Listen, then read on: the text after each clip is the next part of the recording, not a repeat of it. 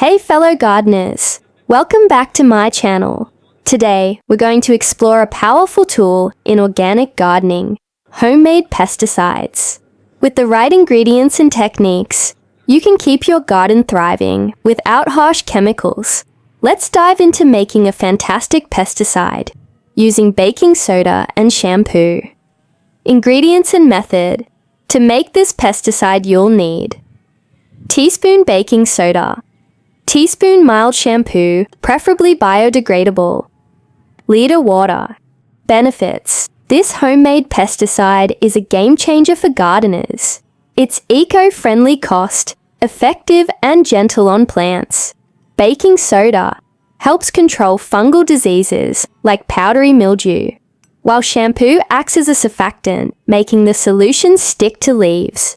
Plus, it's safe for beneficial insects and pollinators. Mix baking soda and shampoo in water.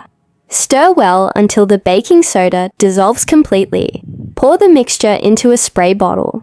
Application and precautions. Spray this mixture on plants covering all surfaces, especially areas with fungal infections. Use it once a week for best results. It's perfect for veggies, flowers and herbs. However, do a patch test first to ensure your plants aren't sensitive to the mixture. Avoid spraying during peak sun hours or when pollinators are active. Tips and variations. For tougher infestations, you can add neem oil or garlic extract to the mixture. Always label your spray bottle and store it safely. Experiment with different ratios to find what works best for your garden. Spray this mixture on plants covering all surfaces. Use it once a week for best results. It's perfect for veggies, flowers, and herbs. This homemade pesticide is a dream come true for gardeners.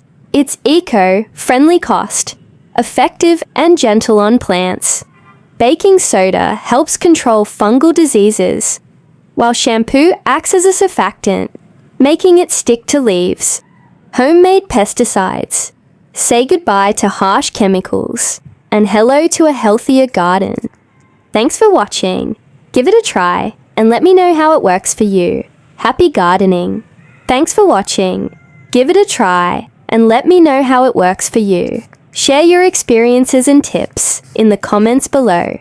Happy gardening, and I'll see you in the next video. Like, share, and subscribe.